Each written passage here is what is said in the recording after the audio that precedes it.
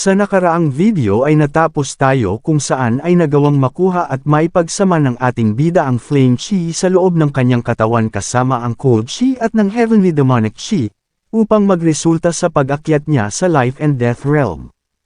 Matapos na gumawa ito ng dalawang Formless Sword ay agad naman niya itong inialis. Sabi nito na ganito pala ang pakiramdam. Maari siyang makalikha ng dalawang Formless Sword lamang dahil sa labis itong nangangailangan ng madaming bilang ng True Energy, ngunit maari din naman niyang magamit din ng Chi Sword Control kahit sa ganitong estado. Kaya naman ay ibinalik na nito ang kanyang Heavenly Demonic Sword at kinuha ang White Dragon Blade at sinabi na kailangan na niya munang matignan ang kalagayan ni Heobong kung maayos na ba ito, at kailangan nilang makaalis sa lugar na ito bago mag-umaga, upang magawa niyang masubukan ang kanyang mga bagong kakayahan. Kaya naman ay agad na din itong bumaba sa kanyang pagkakalutang, at agad na nagtungo sa kinaroroonan nila Heobong at ng Last Guardian. Agad naman siyang binati ng dalawa dahil sa pag-akyat nito sa kanyang martial prowess na ngayon ay isa ng Life and Death Realm, na masaya naman nang initian sila ng ating bida.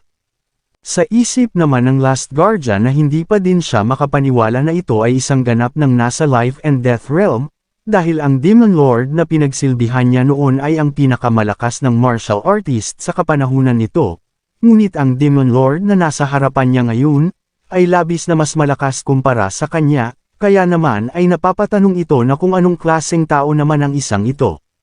Noong 210 taon na ang nakakalipas, sa pagkamatay ng huling emperor, ay ang Zhongyuan ay nahati sa 10 maliliit na nasyon. Matapos nito, ang mga lord at ang mga opisyal ng gobyerno ng bawat rehiyon, ay nag-umpisa na italaga ang kanilang mga sarili bilang ang bagong emperor, na nagdulot ng hindi magandang relasyon ng bawat rehiyon. Ang walang hanggang ganid ng mga lord ay hindi nalimitahan sa kanilang mga sakop na lugar, at ito ay nagsanhi sa pagkabagsak ng buong imperyo. Dagdag pa ng Last Guardian na sa loob ng 10 taon sa panahon ng pagkakahati sa 10 maliliit na nasyon, ay nagkaroon ng walang hanggang pagdanek ng dugo, at ang Zhongyuan at ang mga lupa dito ay nahirapan na magpatubo ng mga halaman, dahil ang mga magsasaka dito ay sapilitang ginawang mga mandirigma na nagsanhi sa kakulangan sa pagkain, at ang Zhongyuan ay kinaharap ang Dark Era. Kahit na sabihin na ang state at ang mga taga-Jiangho ay hindi pinapansin ang isa't isa, ay hindi nagawang maiwasan ng Jiangho na maapektuhan sa nangyayari sa state ng Zhongyuan, at ito ang panahon na kung saan ay ang bayani ay dumating. Si Chu Wonson, na isang hari sa isa sa 10 maliliit na nasyon, ay may anak na nagngangalang Chu Wonyong. Hindi kagaya ng kanyang ama na si Chu Wonson na namana ang titulo bilang isang gobernador ng Tonghu Country sa nagdaang henerasyon, ang anak nitong si Chu Wonyong, ay isang undefeated general, na nakipagdigma sa mga ganid sa Hilaga. Siya ay ang tao na kahit na ang Qian Ingyong na ang Heavenly Demonic Cult Demon Lord ng panahon na iyon, ay inimbitahan siya sa The 10,000 Mountain upang gumawa ng isang ugnayan na kinilala ng madaming kilalang tao.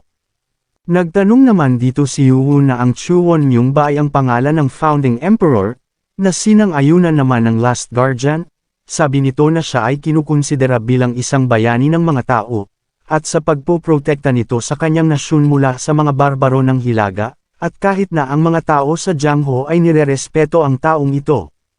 Mayroon itong malaking pakiramdam ng katapatan, matapos na bumagsak ang imperyo ay nagbitiw ito sa kanyang posisyon sa gobyerno, at naglakbay sa buong Zhongyuan ng walang kahit na anong hinahangad, at nagawang makipagkaibigan sa lahat ng mga bayani sa kanyang panahon. Ngunit ang labis na nagdusa dahil sa nawala ang presensya nito sa loob ng 10 taon ay ang mga mamamayan. Ang Zhongyuan ay napakahina, at ang mga barbaro sa Hilaga at sa kanluran ay nagpatuloy sa pananakop, at ang mga daanan ay walang katapusan sa pagdanak ng mga dugo ng inosente. Sa huli, si Chu Wonyong ay namana ang posisyon ng kanyang ama matapos na mamatay at nangako para sa isang pag-aalsa. Kahit na siya na isang napakahusay na general na madaming karanasan, ay hindi nagawang mapag-isa ang 10 nasyon gamit lamang ang puwersa ng kanyang nasyon habang tinatalo ang ibang mga puwersa sa labas. Alam na alam nito na kakailanganin pa ng matagal na panahon upang ang kanyang mga kawal ay lumakas, kaya naman ay nagtungo ito sa Jiangho upang humingi ng tulong, na kanyang ginawang mga kaibigan sa loob ng 10 taon. Sabi nito na ang Heaven Master ay sinabihan siya at kasama ng mga iba pang mga bayani na ihinto ang nagaganap na pagdanak ng dugo sa mga inosenteng mga mamamayan. At hiningi nito sa konseho ang kanilang pagsuporta dito, dahil sa magagawa nitong mailigtas ang mga tao mula sa mga ganid na mga lord at sa mga magnanakaw. Kasama ang mga bayani at isang dakilang layunin ay nagumpisa itong isakatuparan ang kanyang plano. Si Chu Wonmyong na mayroong swerte at oras sa mga kakayahan na kinakailangan, ay nagawang mapabagsak ang mga nakapalibot na mga nasyon at magawang maitulak palayo ang mga kalaban ng mabilis sa tulong ng Jiangho. Matapos ng 10 taon matapos na maipag-isa ang 10 mga nasyon, ay pinangalanan itong Great Ming Empire, kasama ang pagtatatag ng imperyo. Ang mga bayani na tumulong sa kanyang dakilang layunin ay binigyan ng mga parangal na lupain at posisyon sa gobyerno.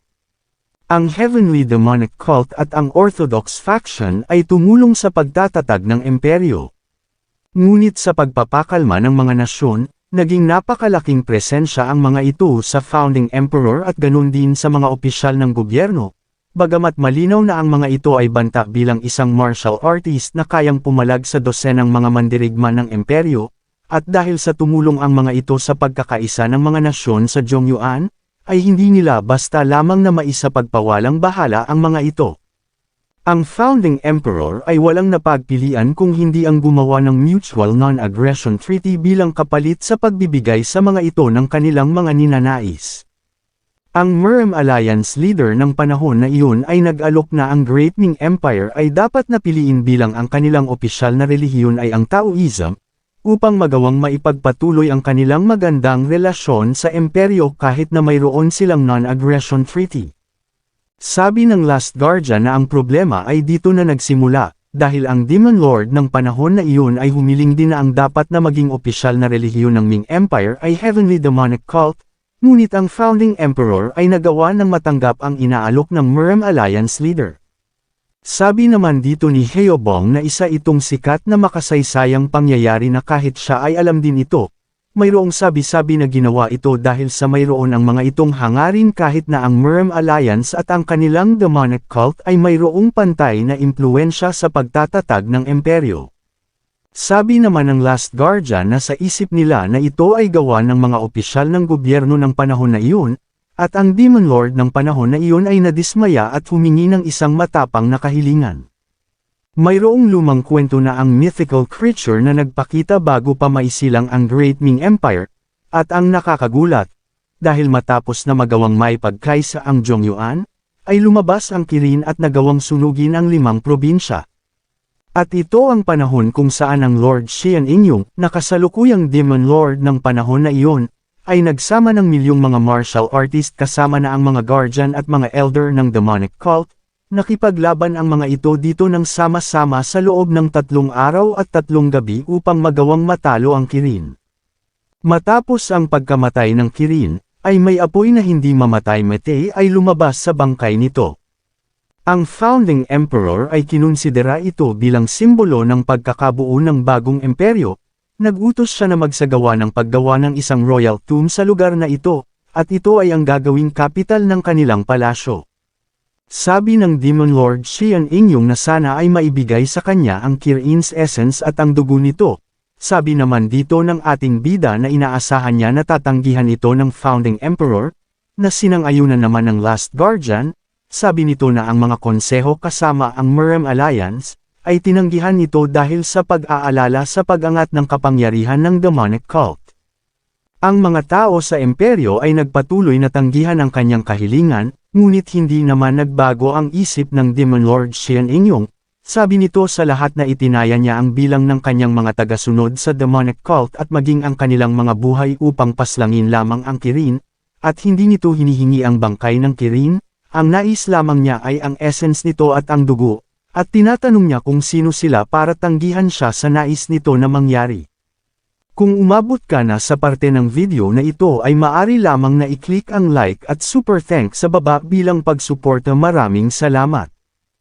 Ang mga konseho at ang Murem Alliance ay iniwan ang desisyon sa Founding Emperor dahil sa ang hiling ng Demon Lord Chuan Inyong ay makatwiran, at ang Founding Emperor ay alam na kailangan nitong mapakalma ang Demon Lord at tanggapin ang kanyang kahilingan sa huli.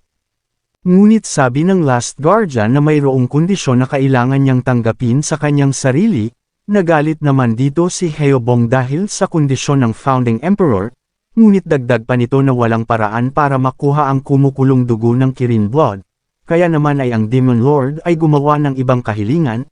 Sinabi nito na ang 12 martial artist ng demonic cult ay papayagan na protektahan ang underground na ito hanggang sa ang dugo ng Kirin Blood ay lumamig na at maari nang makuha. Sabi naman dito ni Heobong na ito pala ang dahilan na kung bakit siya nandito sa lugar na ito, tumanggo naman ito sa sinabi ni Heobong. Sabi nito na ang kondisyon habang ang mga martial artist ng demonic cult ay mininirahan dito, ay kailangan din nilang protektahan ang Imperial Palace at sumumpa ng katapatan sa kanila. Nang bigla naman nitong inilabas ang kanilang mga Jade Medallion, sabi nito na siya ay mula sa Demonic Dragon Palm Clan, at siya ay ang Outer Hall Master Moon Ranyong. Nagulat naman si Heobong sa pagkakarinig na mula ito sa Demonic Dragon Palm Clan, kaya naman ay sinabi nito na mukhang siya ang kalola-lola-lolahan ng kanilang kasamahan na si Moonju. Sa isip naman ni Yuwon na ang Elder Moon at si Moonju ay magugulat pag nalaman nila ito. Tinanong naman siya ni Yuwon na kung tanging mga Jade Medallion na lamang ang mayroon siya sa iba pa niyang kasamahan, ay sigurado siya na ang mga ito ay patay na.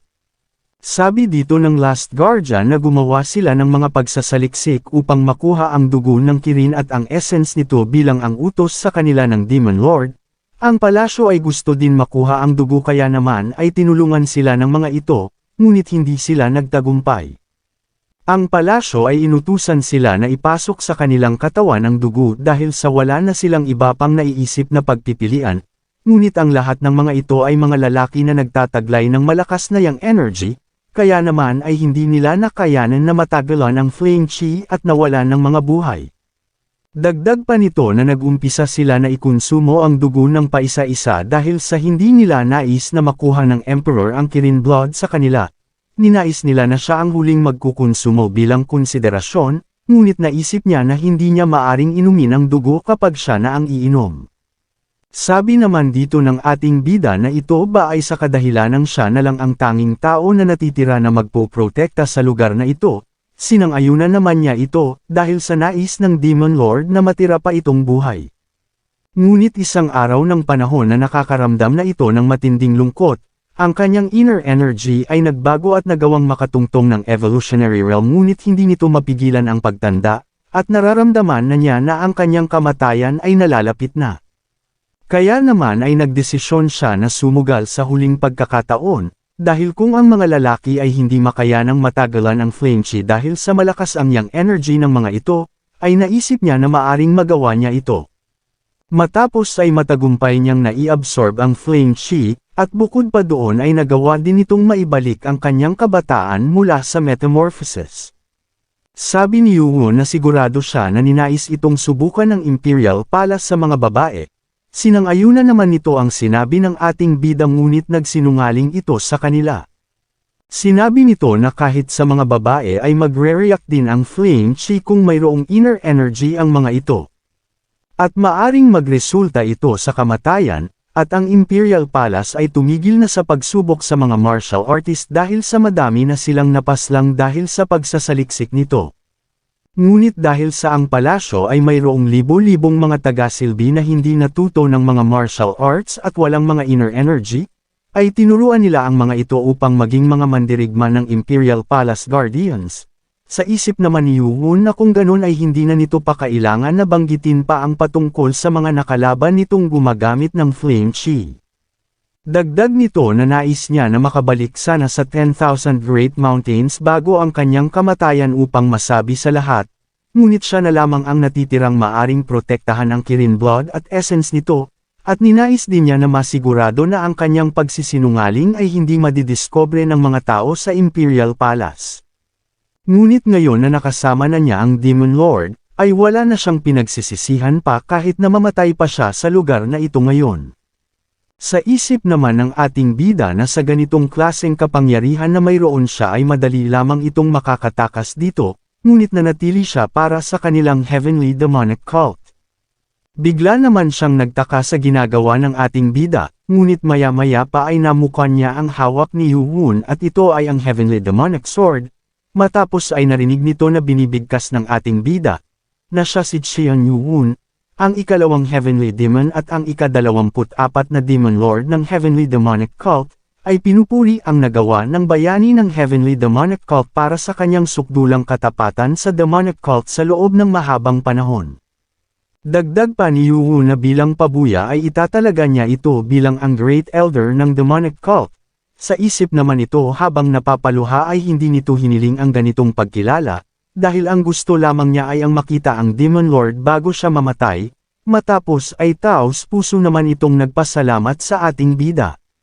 Sa isip naman ni Hyobong na ang kanilang Demon Lord Cheon Yu-Woon ay talagang nakakabilib dahil sa bukod sa nakatungtong na ito sa life and death realm, ay sa kagaya ng isang malakas na babae na ito na papasok sa kanilang demonic cult pandagdag bukod sa unrivaled sword ay talagang nakakamangha, at ang kanilang demon lord ay mabilis na napapalakas ang puwersa ng demonic cult matapos na tapusin ang digmaan sa pagitan ng mga sect at clan sa loob ng demonic cult, at labis itong namamangha kay Yu-Woon dahil sa nagagawa nitong mapalapit sa kanya ang lahat ng martial artist na parang isa itong magnet. Matapos ay sinabi ng ating bida dito na ang plano niya sana ay ang may dala na ito sa demonic cult ngunit mayroon pa siyang gagawin sa lugar na ito. At aalis lamang sila dito kapag nagawa na niyang matapos ang mga kinakailangan niyang asikasuhin dito. Kaya naman ay tinanong niya ang Last Guardian na kung maari pa ba nitong bantayan ang lugar na ito ng kaunting panahon paulit. Matapos ay sinabi nito sa ating bida na kung bakit siya nito tinatanong ng mga ganitong klase ng tanong, utusan lamang niya ito ng kahit na ano at sisiguraduhin niyang gagawin niya ito anuman ang mangyari, kaya naman ay sinabi ng ating bida na kung ganun ay may gusto itong ipapagawa sa kanya, na labis naman niyang ipinagtataka. Sa Eastern Depot Guest Hall naman ay nakita na ng mga embroidered uniform guard ang mga bangkay sa naganap na labanan dito. Sa isip naman ng embroidered uniform guard Thousand Household, na si Liam, na ang nangyari dito ay sobra, at napapatanong na kung ang ganitong klaseng labanan ba ay walang kahit na sino ang nakapansin, at mukhang ang mga tunog sa lugar na ito ay ikinulong, ngunit sabi nito na imposible na magawa ito dahil kahit na ang isang commander ay hindi magagawa ang ganon. Matapos ay inutusan nito ang kanyang mga kasamahan na agad na suriin ang mga katawan ng mga ito, nang bigla naman silang natigilan dahil sa pagdating ng mga eunuko. Kaya naman ay sa isip ni Liam na kung bakit naman kaya nandito ang mga eunuko, agad naman na naglakad papalapit ang pinuno ng mga ito at sinasabi na nakaamoy siya ng mga dugo bago siya magtungo sa lugar na ito, ngunit mas malala pa ito sa kanyang inaasahan dahil sa napakaraming mga tao ang namatay dito. Sa isip naman ni Liam na mukhang sinusubukan siya ng isang ito, kaya naman ay tinanong niya ang pinuno ng mga eunuko na kung anong dahilan ng pagpunta niya sa lugar na ito. Sumagot naman siya kay Liam at sinabi na alam niya kung bakit sila nagtungo dito, dahil sa oras na ito, ay sila na ang bahala sa pagsasagawa ng imbestigasyon.